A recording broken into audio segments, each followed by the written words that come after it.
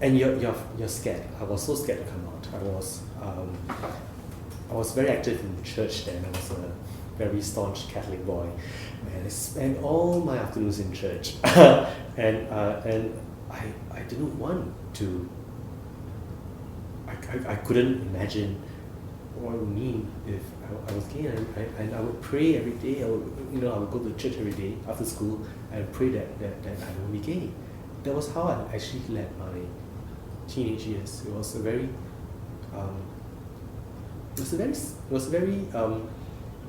difficult time.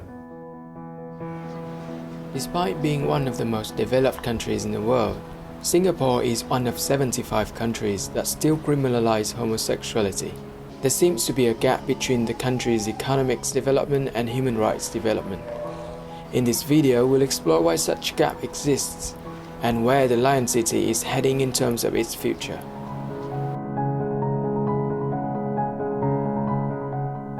Out of the 75 countries that criminalize homosexuality, roughly half are all British colonies and are using all British law. Singapore is but an exception. Section 377A of the Penal Code states that a gross indecency conduct between two male persons could result in up to 2 years in jail. It's a vaguely worded legislation, and even though Prime Minister Lee Hsien Loong assured that the law would not be actively enforced, the presence of it still leaves Singapore in a difficult situation. So because of 377A, which our government says they won't actively enforce, but because there's that law, the other codes, lower codes and regulations are written with regard to that law. So, for example, our subscription TV code and our free-to-air TV code, there's provisions in the codes which say that programming cannot glamorize or promote the homosexual lifestyle. I always ask the question, how do you promote homosexuality? Do I give out flyers and say, please join us this evening at this, conversion workshop or what, right? What is promoting homosexuality? Is representing someone promoting someone? So if you're representing a person of a minority race, are you promoting that everybody should be of the minority race? When you're representing a criminal, are you promoting that everyone should become a criminal? So because of that, if there are scenes in programs where there's a happy gay couple, then those scenes have to be cut. But if it's a sad gay couple, if it's like a crazy murderer, or if the queer gay man straightens out, it's fine. It's fine. Yeah. So because of that, you have people of the older generation who don't understand what LGBTQ people are or what it's about, and they're very misinformed. So they tend to have a very negative view of gay people. Which is why 377A has to be repealed in a matter of time, because as a legal function, it doesn't do anything except to perpetuate discrimination and stigmatization. Because of an ethnically diverse population and the city-state's lack of history as a nation, the government has made efforts to forge one unified national identity, yet it is caught between conflicting ideologies. US-style individualism and state-promote Confucianism.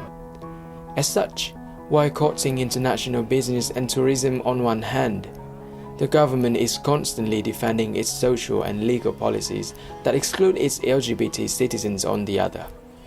In the past 50 years or so, Singapore has grown incredibly, phenomenally in terms of economic progress and development, and that has been a very deliberate government policy.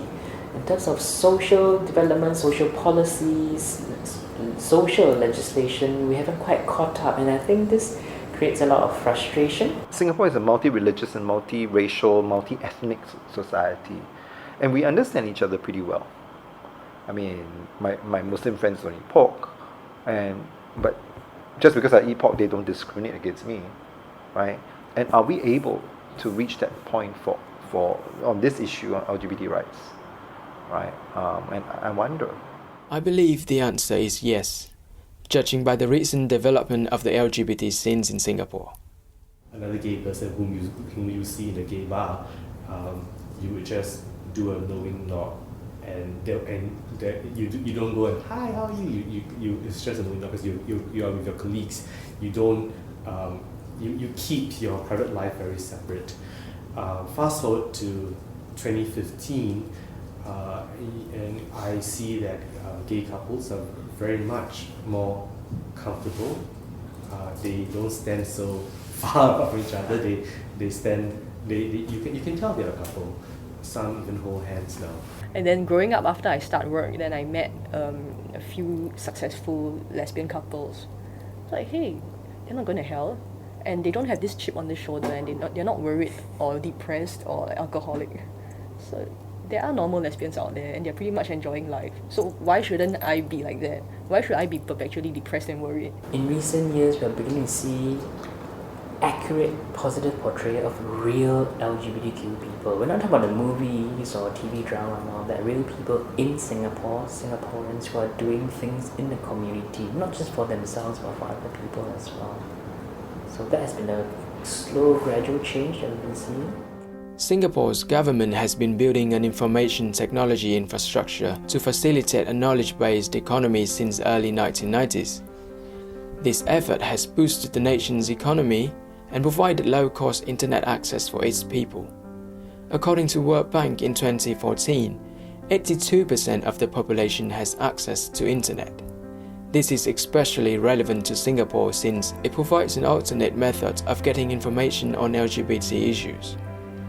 Singaporeans are now flooded with independently produced digital content such as personal and community blogs, websites and interactive groups on social networking sites such as Facebook. Individuals and groups are also creating video archives on YouTube to document the history and the appropriate portrayal of LGBT in Singapore, as opposed to the unfavorable images created by mainstream media. It is not all that conservative. There are very open-minded people in Singapore. There just isn't a platform for them to show their support. Among the pro-gay rights platforms in Singapore, Pink Dot has been undoubtedly the most successful. The idea behind it is simple yet effective. Gather people, all dressed in pink, to form a giant pink dot to celebrate the notion that love transcends all, with the implicit goal of repealing 377A one day.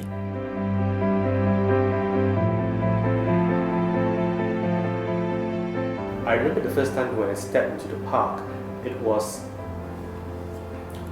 I have never been in an open event, an openly gay event, and I think a lot of people who were there as well also haven't been to an openly gay event as well, and there was an atmosphere. It was very empowering. It was electrifying. It was empowering. It was liberating, and just taking that step into the park. It was just to a lot of us is actually taking a step towards affirming ourselves, affirming our sexuality, and saying that we are no longer ashamed and no longer scared to be who we are. From only over 2,000 people at the first Pink Dot in 2009 to last year's attendance of 28,000, we can see a change that is gradually happening in Singapore. We really have to remind ourselves that just because we've had this phenomenal economic growth in 50 years, it doesn't mean that the social progress will happen at the same pace as well. It will happen definitely within my lifetime and certainly within their lifetime, the current generation LGBTQ youth, just that it will be at a different pace. So it will happen. So that's my little note of optimism there. It will happen just at a different pace. Things have changed so much just over these past 5-10 years. So this continues to give me hope that we'll get there.